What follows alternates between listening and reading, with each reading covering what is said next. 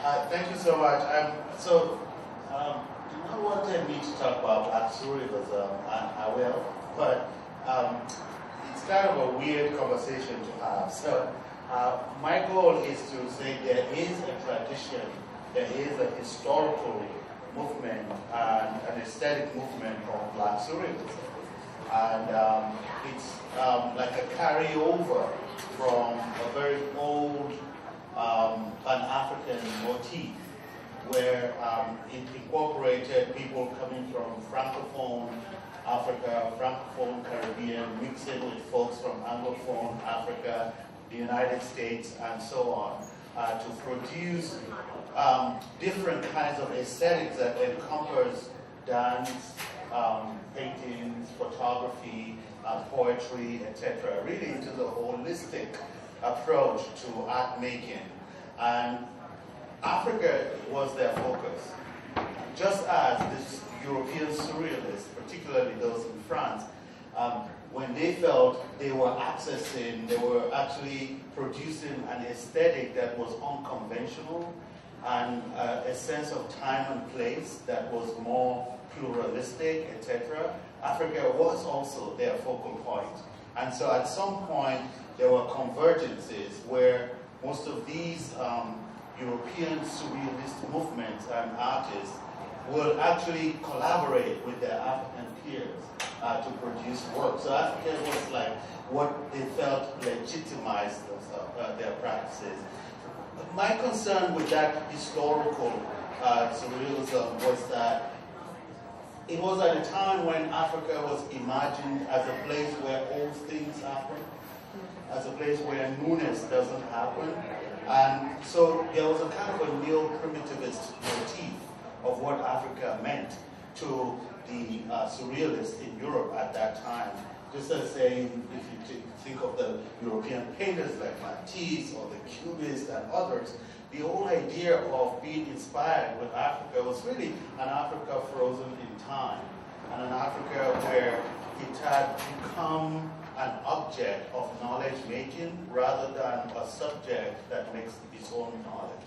So those are some of the things that I was concerned with as a scholar and an artist who started looking at the phenomenon of Black Surrealism, where there was a movement which people generally will call the Negrituguist movement, where Aimé Césaire and Léopold Sédar Senghor of Senegal and Aimé Césaire of Martinique started writing poems, hanging out with a bunch of foreign students who felt very alienated from life in Paris and started getting together to produce work. And so they had their own news magazines, newsletters, and they basically hung out and produced a lot of work that was a romantic tradition. And the romanticism there was because colonial education, because European culture and education had actually turned these folks of African descent as illegitimate, as people who really didn't have a deep history other than an old, antiquated history. And they were neither Europeans nor Africans, and that alienation started producing this quest to reinvent an Africa for themselves in Europe. And so they were in good company with some of the European surrealists like Breton and others who felt, well, this is cool. They're inventing something new and they're not even thinking about it. They'll use words like it's automatic writing.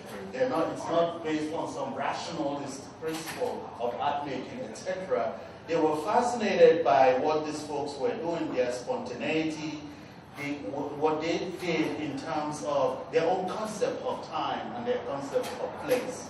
These were the two things they really couldn't make out, that these Africans seem to think time exists in a pluralistic way.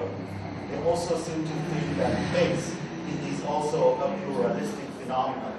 And their art would be commuting literally from one time to the other, one place to the other. And this became so fascinating that European scholars like Foucault would actually use them as an example to talk about what he called heterochronies, that is living in multiple times. And he went on to also talk about them in terms of the kind of utopias they were presenting was a kind of heterotopia rather than one utopia. So that these guys, they didn't understand why at any one time, any art they produced was like a journey or a journeying. And that kind of trip was what made them to look at them as some kind of innovative or some inventors of a new tradition of art making. Now, so I just wanted to say that there is a phenomenon called Black Surrealism and Surrealism too. There are moments of convergence, historical convergence.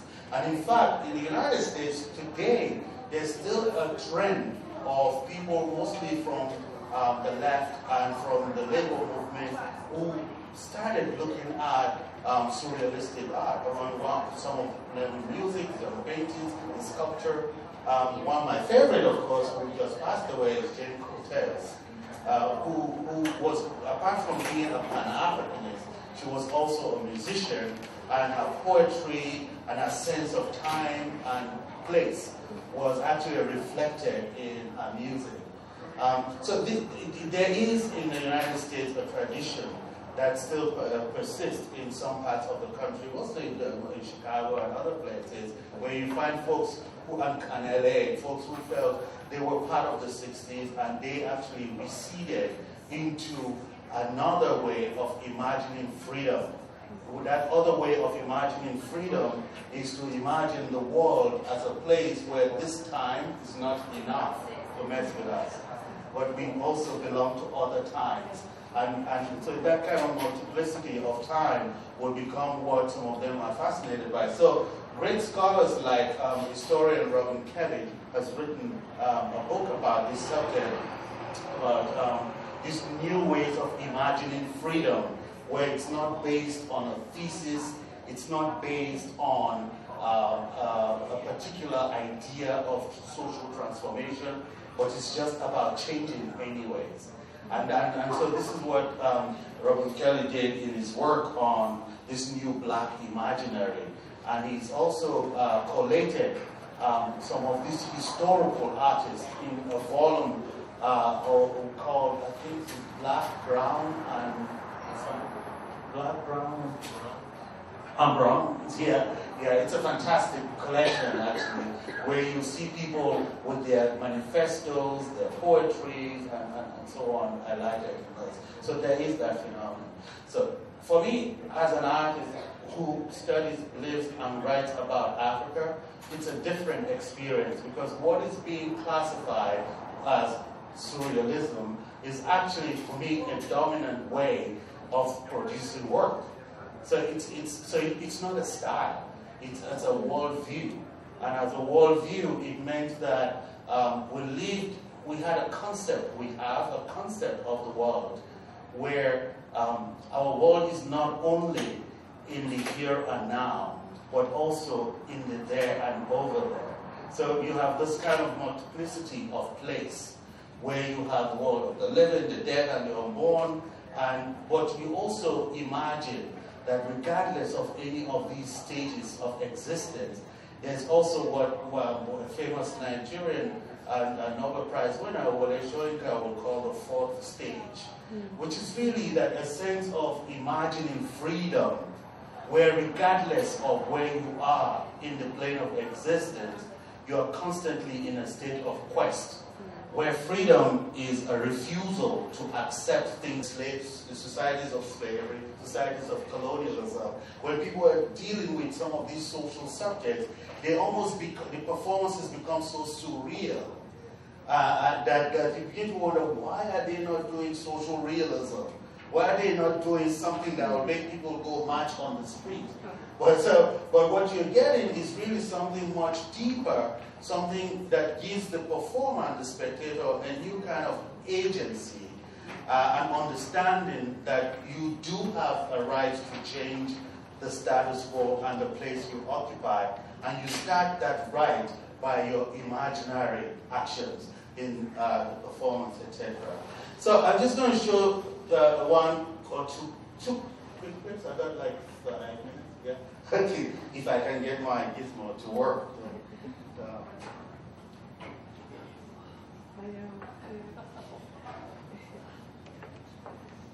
So,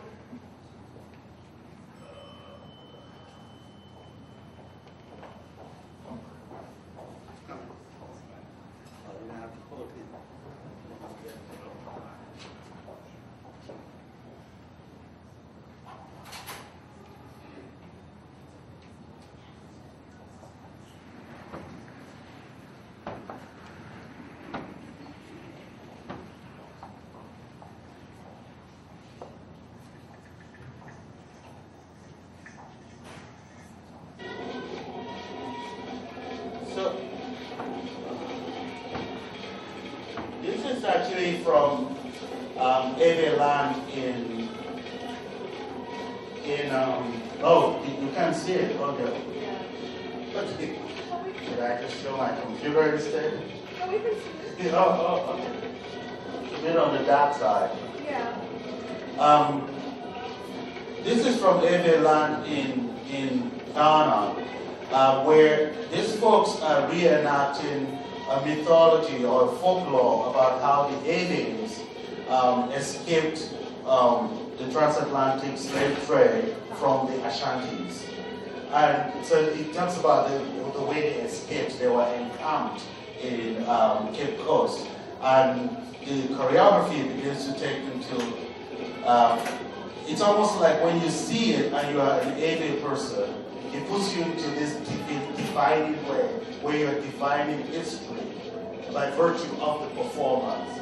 I'm so sorry, it should have been better, but anyway. Okay. Let's see if I can do something else.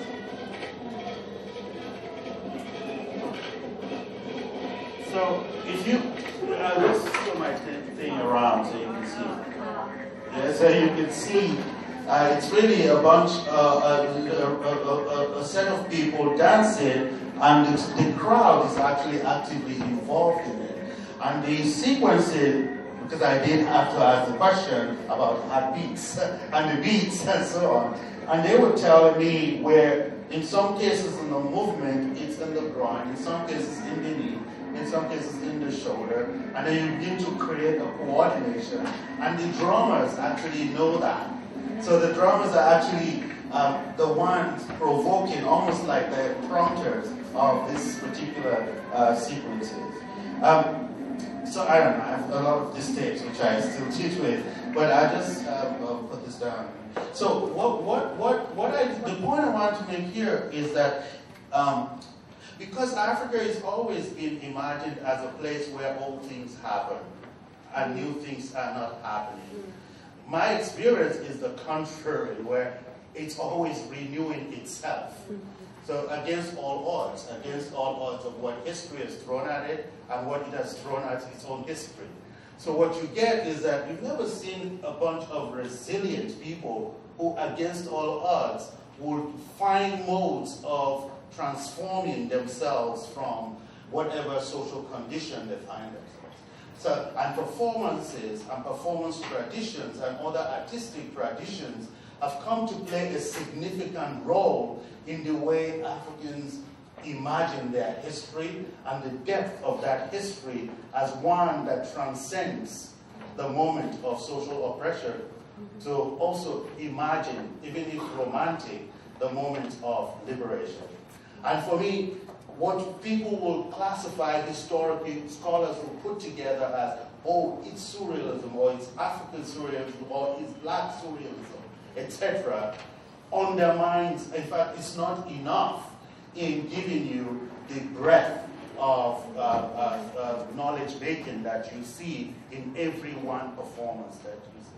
And so my really hope is that as you'll be seeing a bunch of other African and Africanist-oriented stories, even where they're looking at social subjects, it's also in the how. And in the how, you'll actually begin to access the kind of performance literacies that they've brought into the making of the work, bearing in mind that in their various original contexts, you have the spectators who own that literacy and see the performance as a form of divining history. Thank you.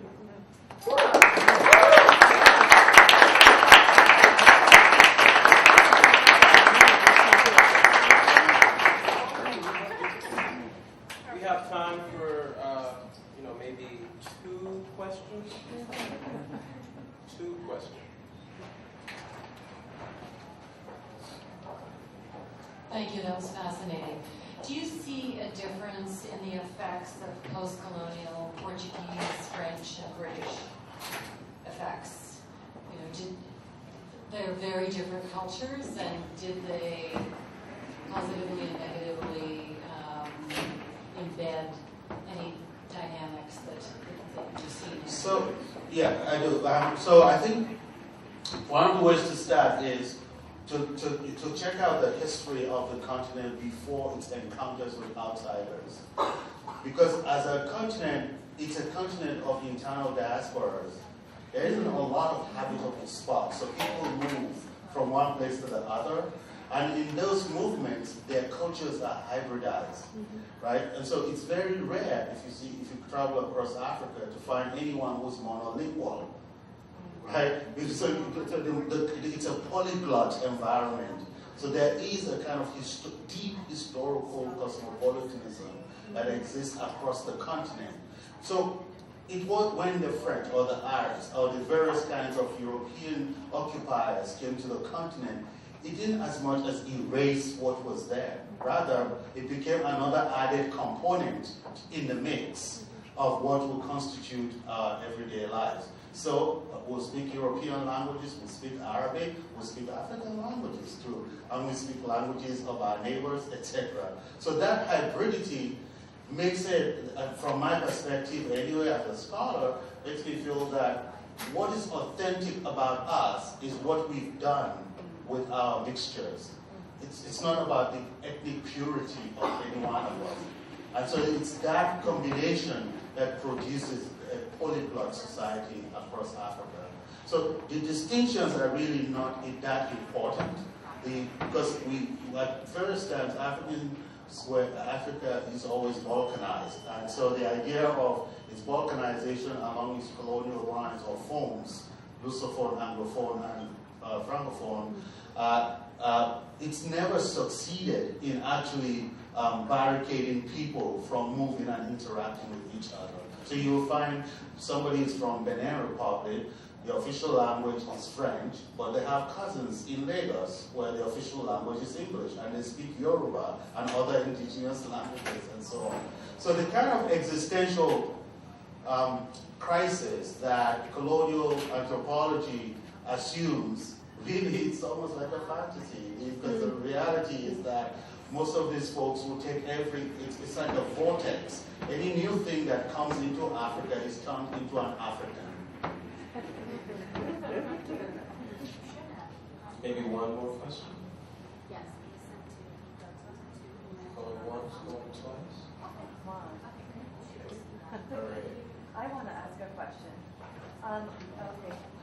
I guess I'd like you to talk about the beats in the body and the multiple beats, and if you can talk a little bit more about how that relates to the drumming, how the drums prompt and follow, and how that works. Actually, I'd love to, but this is what I talk about all the time. So you don't have the time, but I'll try. So I just wrote an essay about it vis-a-vis photography.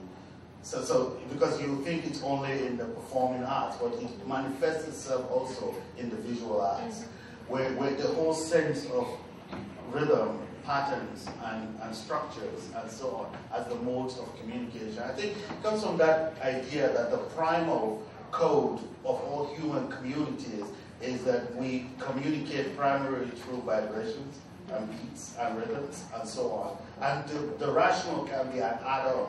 But the point is that as the lowest common denominator, most human beings, rhythm is a factor of communication, of even the way we ritualize rhythm, etc. So it's from there that you begin to play with the concept of rhythm, that you can also create your own alphabet system with that rhythm. And the heartbeat being a source of a primal beat, right, becomes something you have to work with in creating others. It's almost like a baseline, right? And then you begin to add other things to it. But you can imagine having more than one baseline, and that is exciting as an artist. And it gives you this kind of aesthetic freedom to imagine the form. And it's not reduced to a kind of formalism. So, and I know now there are some artists in Africa who are trying to create dance notations of some of these. But they're always handicapped by the medium of publishing about these dance notations. Because it's like, how are you going to put it on paper? You know, what style or what form are you going to use to put it on paper? But this is an ongoing challenge. But I write about it in terms of visual and performing arts. That if you see early African photographers and the way they stage the photographs, when people go into the studios to imagine a world other than the one they live in, it's just amazing what they do with the rhythms and patterns of the backdrop, the costumes they wear, the various things they decorate themselves with. And some of the photographers I interview would say things like, some people will come to the studio and they'll say, just wait a minute, I need to put on my perfume. You know, because it's about performance, right, and affect. And so the idea is that you need to really be in character. And you see most of those, when Africans started taking photographs of themselves, they started doing more romantic things with those photographs. You see this in visual arts as well, but in the performing arts, it's even so exuberantly expressed.